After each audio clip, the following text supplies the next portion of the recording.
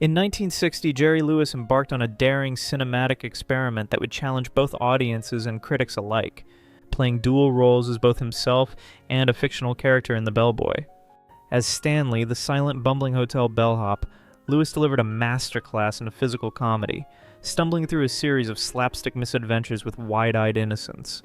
In stark contrast, he also appeared as a pompous, self-important version of Jerry Lewis, strutting through the hotel with exaggerated vanity and self-assurance. The juxtaposition was striking, offering a layered commentary on the nature of fame and the duality of public personas. Critics quickly recognized that The Bellboy was more than just a collection of gags. It was a bold, self-reflexive exploration of celebrity and ego. Lewis used the film to dissect his own image, poking fun at the very qualities that had made him a household name. While the film's unconventional structure and lack of traditional plot initially divided audiences, it gradually gained recognition for its innovation and wit. Today, scholars view The Bellboy as a precursor to modern metacomedy, a work that anticipated the self-aware humor of later generations. Some believe Lewis directed himself in these dual roles to showcase his range as a performer, proving he was more than just a master of physical humor.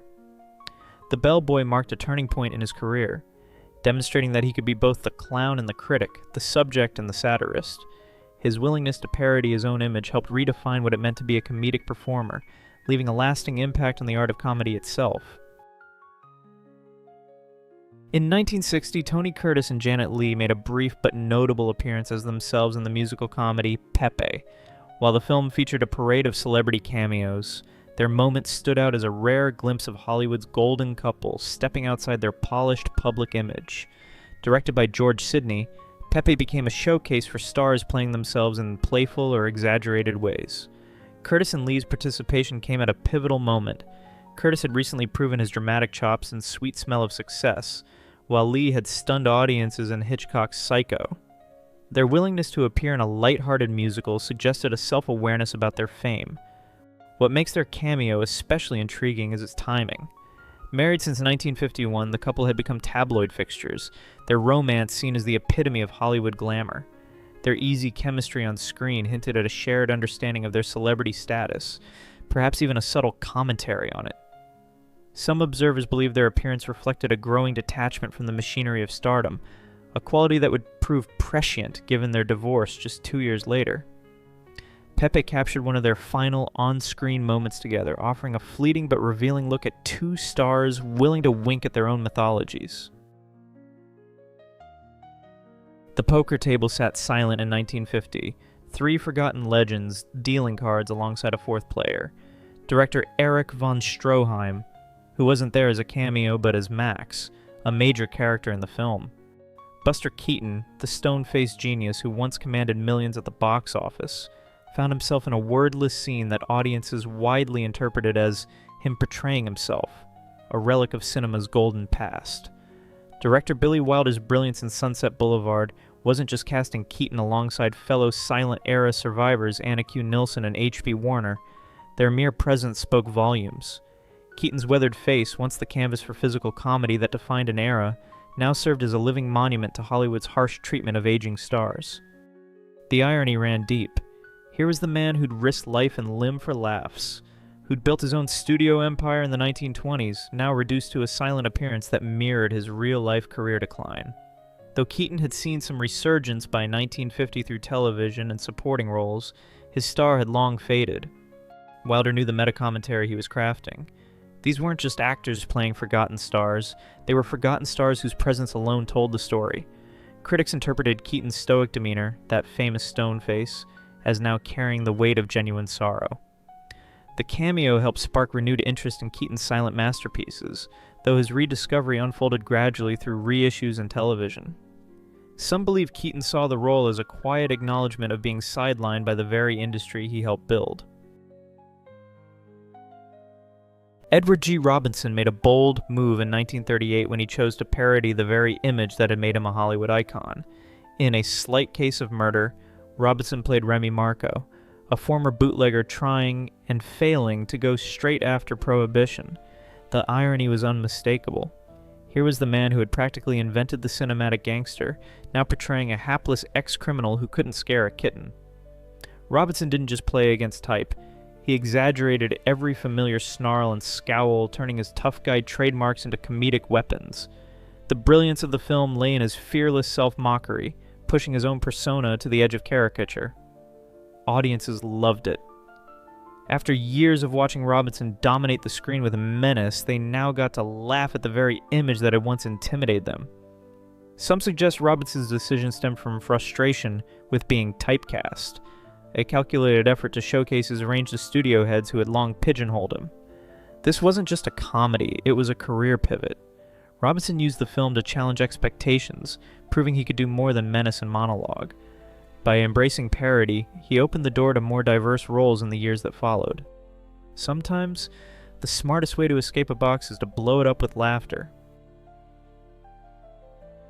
In 1953, Joan Crawford stepped into the role of Jenny Stewart, an aging Broadway star whose relentless perfectionism and emotional isolation seemed to mirror Crawford's own carefully cultivated public image.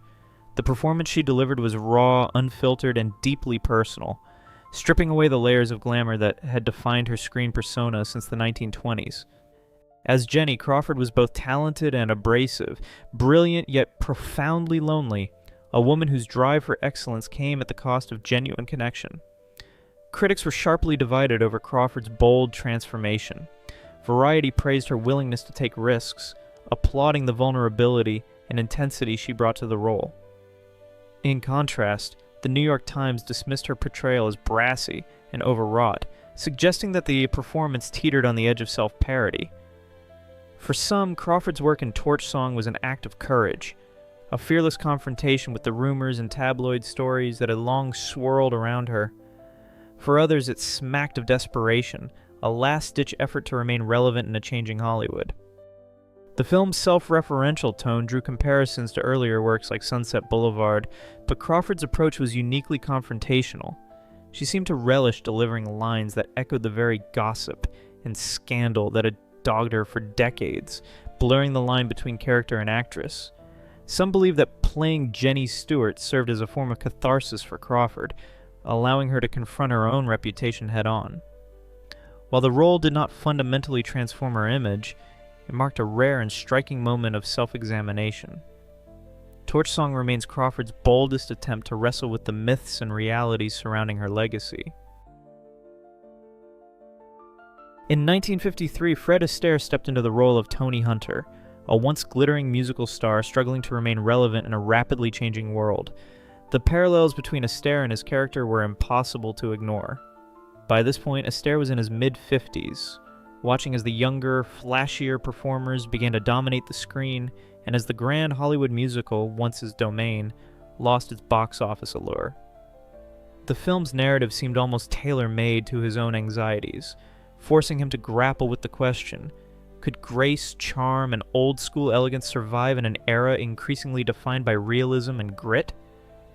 Astaire's portrayal of Tony Hunter was laced with a vulnerability that felt deeply personal. The script, some say, was crafted by director Vincente Minnelli to echo Astaire's real-life insecurities, turning the bandwagon into a kind of cinematic therapy. Initially hesitant to take on such a self-referential role, Astaire ultimately embraced the challenge, allowing himself to be seen as both the legend and the man behind the legend. Scenes in which Tony Hunter faces doubts about his relevance and artistry mirrored the very questions Astaire was asking himself off-screen. Critics immediately recognized the raw honesty in his performance. Astaire's willingness to play a version of himself stripped of glamour and bravado earned him renewed respect from audiences and peers alike. The film's success not only revitalized his career, but also proved that he could evolve by confronting his fears rather than concealing them. The bandwagon opened the door to new collaborations with directors like Stanley Donen, extending Astaire's influence well into the 1960s. Years later, Astaire would reflect that playing Tony Hunter felt like performing his own eulogy, except in the end, he got to keep dancing. By 1960, Bing Crosby faced a sobering truth. His golden voice was aging, and Hollywood's obsession with youth was leaving him behind. Then came High Time, a comedy that turned career anxiety into comedic insight. Crosby played Harvey Howard, a middle-aged widower returning to college, and the parallels to his own life were unmistakable. The film's strength lay in its candid humor. Crosby's character struggled with campus slang, social awkwardness, and generational disconnects.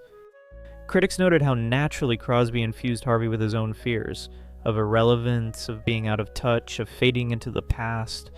Trade publications praised Crosby's ability to laugh at himself while maintaining dignity. The performance struck a rare balance, self-aware without being pitiful, nostalgic without bitterness. Though Crosby reportedly hesitated to take the role, fearing it might cement his image as outdated, the opposite occurred. High Time became a modest success, and some believe it inspired other aging stars like Frank Sinatra and Dean Martin to embrace self-referential humor. Crosby had tapped into something powerful. Acknowledging the passage of time could be a form of reinvention. His performance became a blueprint for veteran actors navigating Hollywood's unforgiving age dynamics. In 1950, George Sanders delivered what would become a career-defining performance as Addison DeWitt, the venomous and impeccably articulate theater critic in All About Eve. The role seemed to fit Sanders like a tailored suit. Witty, cynical, and unapologetically sharp, DeWitt's persona felt eerily close to Sanders' own reputation both on and off the screen. His dry, sardonic delivery and withering glances gave the character a chilling authenticity that few actors could have matched. Director Joseph Mankiewicz reportedly cast Sanders with his real-life persona in mind, fully aware that the actor's natural disdain and razor-edged wit would lend an extra layer of credibility to DeWitt's barbed commentary. Lines such as, "You can always put that award where your heart ought to be," felt less like scripted dialogue and more like a personal confession, blurring the line between performance and reality. The film's exploration of ambition, betrayal, and the ruthless nature of show business mirrored Sanders' own experiences navigating the treacherous waters of Hollywood. Critics marveled at how seamlessly he inhabited the role, noting that he seemed to dissolve the boundary between character and self, creating a performance that was both disturbingly real and darkly magnetic. Sanders' portrayal earned him an Academy Award, but the triumph came with an unexpected cost. He became indelibly typecast as the ultimate cynic, a label that would shadow him for the remainder of his career. Some close to Sanders suggested that he grew so identified with his screen persona that even he struggled to separate the man from the myth, forever entwined with the character that made him a legend. If you've enjoyed this video, please leave a like and comment. Also consider subscribing and hitting the notification bell to get notified of our new videos each week. Thanks for watching.